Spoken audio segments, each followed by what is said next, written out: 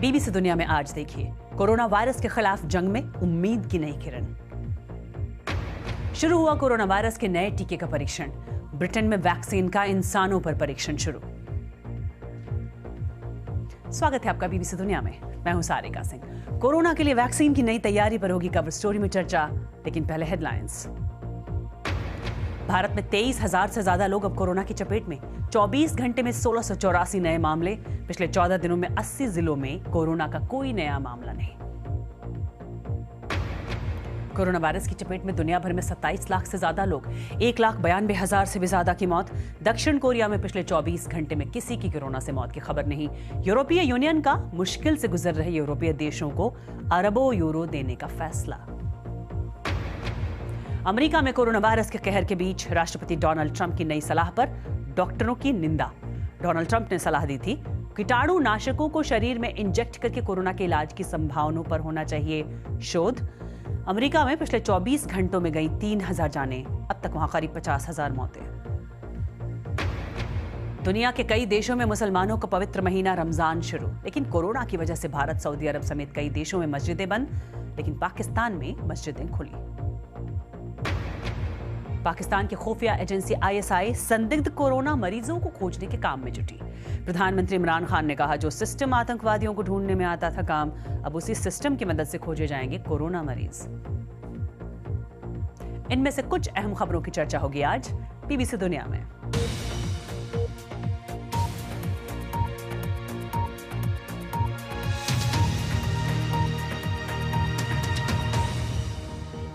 अमेरिकी राष्ट्रपति Donald Trump की एक अजीबोगरीब सलाह, जिस पर डॉक्टर भड़क उठे। रमजान और लॉकडाउन के बावजूद मस्जिदों को लेकर क्यों हो रहा है विवाद, इस पर बुलेटिन में आगे होगी बात, लेकिन पहले हमारी कवर स्टोरी की बात। कोरोना को खत्म करने के लिए वैक्सीन बनाने की तैयारी हो गई है और इसके लिए शुरू हो गए हैं अब ह्यूमन ट्रायल।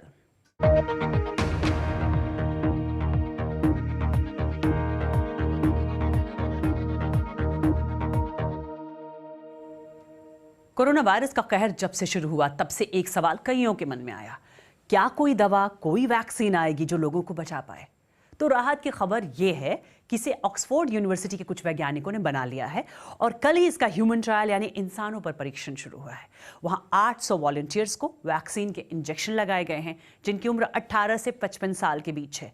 अगर इसमें कामयाबी मिली और यह ट्रायल सफल रहा, तो इस जानलेवा वायरस पर जीत हासिल होने की ओर इंसान कदम बढ़ा देगा।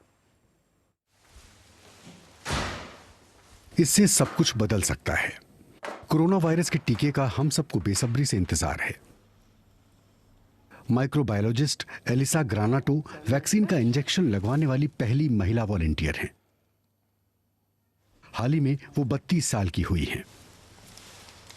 मैं वैज्ञानिक हूँ, इसलिए विज्ञान और वैज्ञानिक प्रक्रिया की मदद करना चाहती हूँ। मैं वायरस की स्टडी नहीं करती, पर कुछ योगदान करना चाह रही थी। मुझे लगा कि कुछ करना है तो ये आसान रास्ता है, इसलिए मैं यहाँ हूँ और काफी उत्साहित हूँ।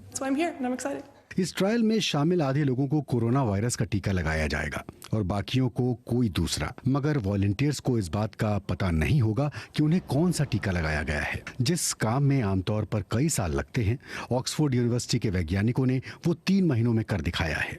दुनिया भर में लगभग 80 ग्रुप कोरोना वायरस की वैक्सीन बनाने में जुटे हुए हैं। अमेरिका और चीन में भी इंसानों पर वैक्सीन का परीक्षण शुरू हुआ है, मगर इस बात की कोई गारंटी नहीं कि वो सफल हो पाएंगे या नहीं।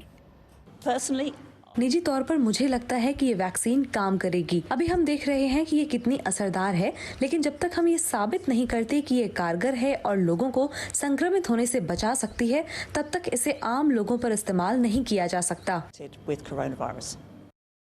कैसे काम करता है ये टीका? वैज्ञानिकों ने कोरोना वायरस की सतह पर स्पाइक प्रोटीन से जीन लेकर उन्हें एक हानि रहित वायरस में डाल दिया। इससे वैक्सीन को तैयार किया गया। इंजेक्शन लगाने के बाद वैक्सीन कोशिकाओं में जाकर कोरोना वायरस स्पाइक प्रोटीन बनाना शुरू कर देता है। इससे शरीर का रोग प्रतिरोधक तंत्र एंटीबॉडी यानी प्रतिरक्षी बनना शुरू हो जाता है और टी कोशिकाओं को सक्रिय कर देता है। टी कोशिकाएं कोरोना वायरस को भविष्य में भी पहचान लेंगी और संक्रमण पैदा करने से पहले ही वायरस को नष्ट कर देंगी। वैक्सीन सफल है या नहीं, इसका पता वैज्ञानिकों को तभी चलेगा जब बहुत सारे वॉलंटियर्स कोरोना वायरस के संपर्क में आएंगे।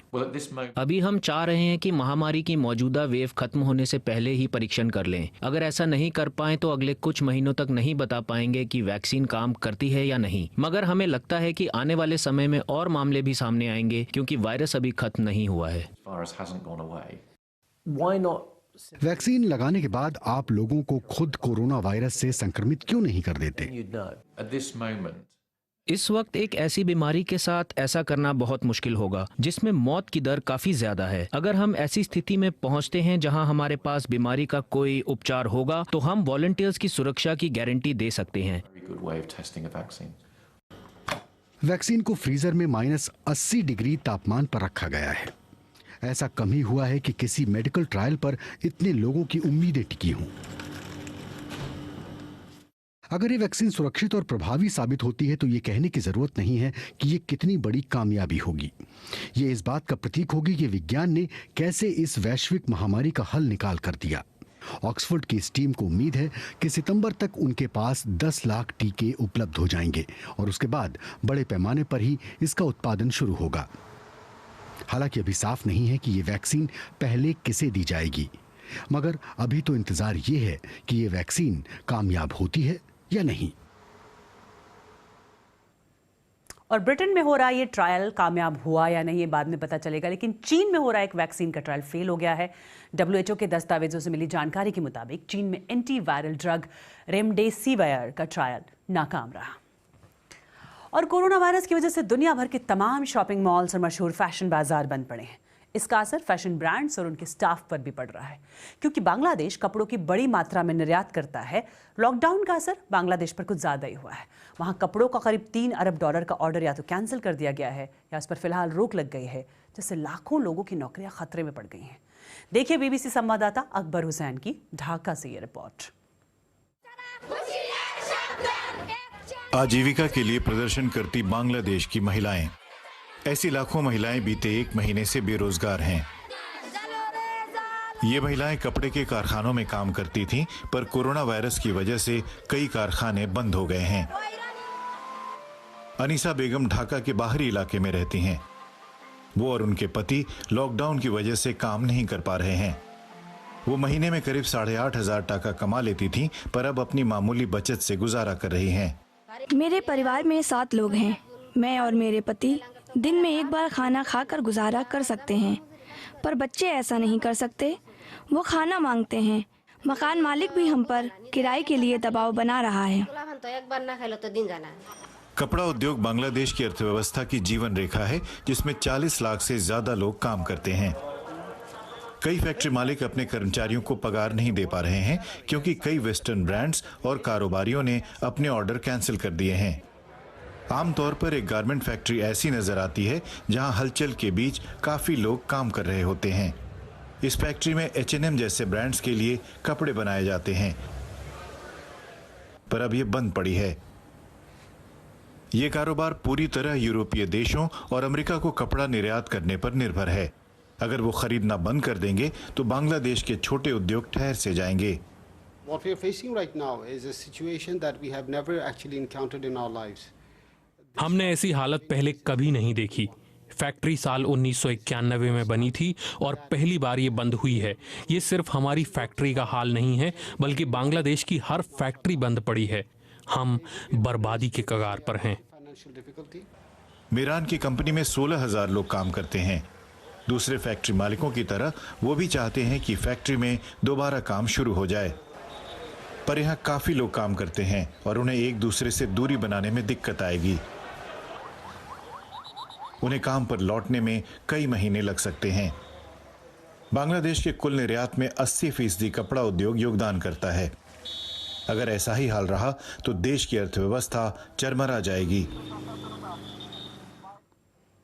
तो बांग्लादेश हो या भारत, जिंदगी के साथ साथ जिंदगी के जरिए की भी चिंता है।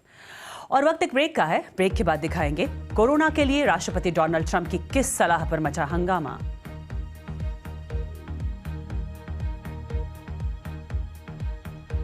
और लॉकडाउन के बीच क्यों पाकिस्तान में खुली हैं मस्जिदें? अब भी बहुत कुछ बाकी है बीबीसी दुनिया में।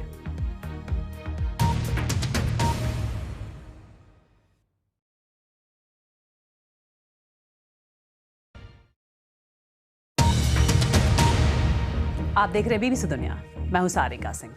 अमेरिका में पिछले 24 घंटे काफी दर्दनाक बीते।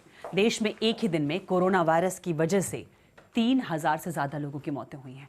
महामारी के फैलने के बाद से यह अब तक का सबसे खराब दिन रहा है, जिसके बाद अमेरिका में मौतों का आंकड़ा 50,000 के करीब पहुंच गया है।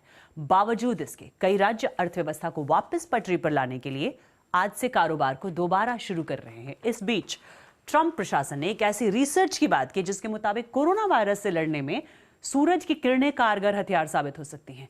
हालांकि ये रिसर्च अब तक पब्लिश नहीं हुई है। इसी प्रेस कॉन्फ्रेंस में राष्ट्रपति डोनाल्ड ट्रंप के एक बयान ने मेडिकल फील्ड में हंगामा मचा दिया। उन्होंने सलाह दी कि इस पर शोध होना चाहिए कि क्या कीटाणुनाशकों को शरीर में इंजेक्ट करने से कोरोना वायरस का इलाज हो सकता है। Then I see the disinfectant where it knocks it out in a minute, 1 minute.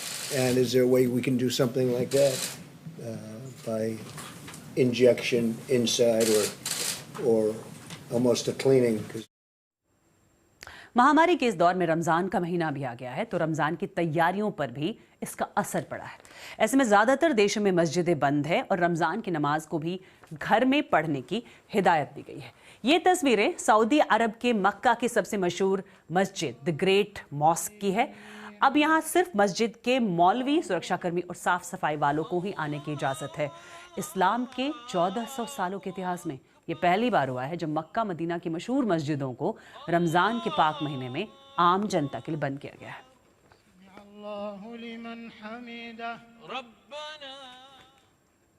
लेकिन वहीं इंडोनेशिया के रूढ़िवादी एच प्रांत में कोरोना वायरस फैलने की आशंकाओं के बावजूद यहां पर नमाज जारी रही। सैकड़ों मुसलमान विशाल बैतुर रहमान मस्जिद में जमा हुए। इनमें से बहुत कम लोगों ने ही मास्क पहना हुआ था।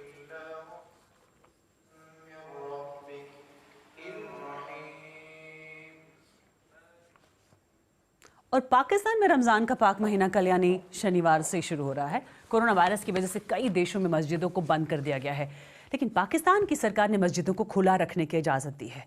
क्या इस फैसले से कोरोना वायरस के खिलाफ जंग पर असर पड़ेगा? देखिए इस्लामाबाद से बीबीसी संवाददाता सहर बलोच की रिपोर्ट। रमजान के पहले इस्लामाबाद की एक मस्जिद में नमाज पढ़ते लोग, यहाँ मौजूद लोग एक दूसरे से दूरी बनाए हुए हैं। लेकिन सवाल ये है कि क्या इन्हें यहाँ होना चाहिए? कई लोग मानते हैं कि घर में नमाज पढ़ने में वो बात नहीं होती। जमात में शरीक होने की, क्योंकि ये उम्मत जो है, आप देखें ना, ये जमात और इज्तिमाइयत इस उम्मत का खासा है। अगर ये इससे महरूम हो जाती है तो फिर तो ये उम्मत का एक बहुत बड़ी कमज़ोरी का सामने आ जाता है।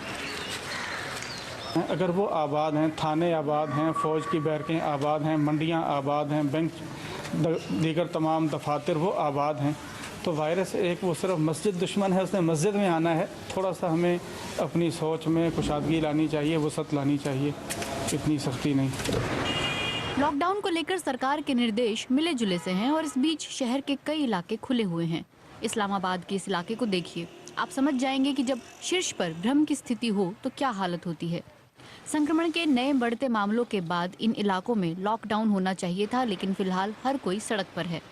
ज्यादातर मस्जिदों में सरकार के निर्देश के मुताबिक नमाज के वक्त सोशल डिस्टेंसिंग का ध्यान रखा जा रहा है, लेकिन लाल मस्जिद के मौलवी और उनमें श्रद्धा रखने वाले लोग बंदिशें मानने को तैयार नहीं। तो बहरहाल हम जुमा भी पढ़ रहे हैं और अब से नहीं, जब से यहाँ कोरोना शुरू हुआ है जुमा भी पढ़ते हैं, जुमा खुतबा भी देते हैं, बयानात भी करते हैं और साथ साथ नमाज के बाद मुसाफा भी करते हैं और मुआनका भी करते हैं। तो अल्लाह ताला पर भरोसा करते हैं। और दूसरा हमारा ईमान है कि मौत तो एक तोहफा है, अगर हमें ये तोहफा अल्लाह ताला की तरफ से मिलता है तो कोई इश्काल नहीं। जो है ईज आउट करना शुरू किया गया है। एक्सपर्ट्स आगाह कर रहे हैं कि रमजान के दौरान जमा होने वाली भीड़ में संक्रमण फैलने पर उसका मुकाबला कर पाना पाकिस्तान के हेल्थ सिस्टम के लिए आसान नहीं होगा। लेकिन पाकिस्तान के प्रधानमंत्री इमरान खान कह रहे हैं कि सरकार ये देखना चाहेगी कि क्या रमजान की नमाज से संक्रमण बढ़ रहा है या नहीं।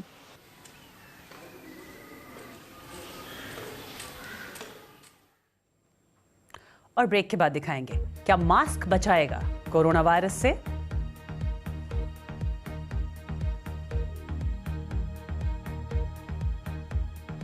जानेंगे इस बारे में एक ब्रेक के बाद।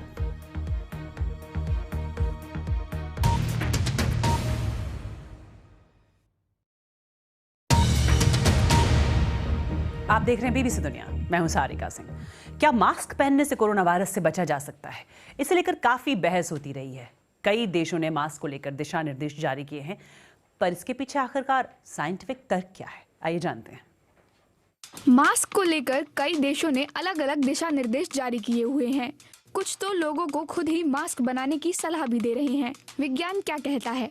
विश्व स्वास्थ्य संगठन, जहां दुनिया भर के कई हजारों डॉक्टर, स्वास्थ्य विशेषज्ञ और वैज्ञानिक काम करते हैं, उनकी नजर मास्क को लेकर जारी दिशा निर्देश पर बनी रहती है। WHO के मुताबिक स्वस्थ लोगों को काम पर जाते वक्त मास्क पहनने की जरूरत नहीं है। जरूरत क्यों नहीं? क्योंकि अभी तक ऐसा कोई सबूत नहीं मिला है जिससे कहा जा सके कि मास्क पहनने से कोरोना वायरस से बचा जा सकता है।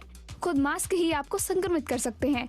जैसे किसी चीज को छूकर अगर आपने मास्क को छुआ या फिर चेहरे को, तो आप संक्रमित हो सकते हैं। मास्क पहनकर आप सुरक्षित महसूस करेंगे, जो कि सच्चाई नहीं है। और WHO कहता है कि इस धारणा की वजह से आप सोशल डिस्टेंसिंग और हाथ धोना कम कर सकते हैं। अगर ज्यादा लोग मास्क खरीदेंगे तो ये उनको नहीं मिल पाएगा जिन्हें इसकी ज्यादा जरूरत है। तो मास्क किसे पहनना चाहिए? ये दुनिया में कोरोना वायरस से जंग लड़ रहे तमाम स्वास्थ्य कर्मियों को पहनना चाहिए।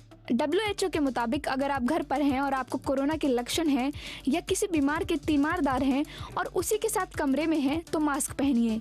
पर क्या सभी WHO से सहमत हैं? नहीं। स्लोवाकिया और चेक गणराज्य ने घर से बाहर मास्क पहनना अनिवार्य कर दिया है। दूसरे देशों में मास्क पहने रखना भी आम हो गया है। अमेरिका में जहां मास्क की कमी हो गई है, वहां लोग घर पर ही कपड़े का इस्तेमाल कर मास्क बना रहे हैं। WHO कहता है कि उसे नहीं पता कि घर पर बने मास्क कितने कारगर साबित होंगे। इतने सबूत नहीं है जिसके बलबूते पर किसी तरह का निर्णय लिया जा सके। तो घर से बाहर निकलते वक्त आपको क्या पहनना चाहिए? जहां तक हो सके अपने हाथ धोइए और सोशल डिस्टेंसिंग का पालन करिए। तो सोशल डिस्टेंसिंग का ये ज़माना है और लॉकडाउन है, तो क्या हुआ? आप जू फिर भी घूम सकते हैं, बच्चों को भी घुमा सकते हैं और उनको शेर, पांडा, कोआला, पेंगुइन, बंदर तक दिखा सकते हैं। ब्रिटेन के एडिनबरा जू के में मौजूद हजारों जानवरों को लाइव स्ट्रीमिंग के जरिए देखा जा सकता है। लॉकडाउन की वजह से जू में लोग जानवरों को देखने नहीं आ पा रहे और बच्चे तो खास तौर पर नहीं आ पा रहे हैं। पर वीडियो में ये दिख रहा है कि इससे बेपरवाह जानवर अपनी मस्ती में कुछ इस तरह से डूबे हैं। और कार्यक्रम आपको कैसा लगा? फीडबैक देने के लिए आप मुझे ट्वीट कर सकते हैं @BBC सारिका पर। बीबीसी दुनिया में फिलहाल इतना है।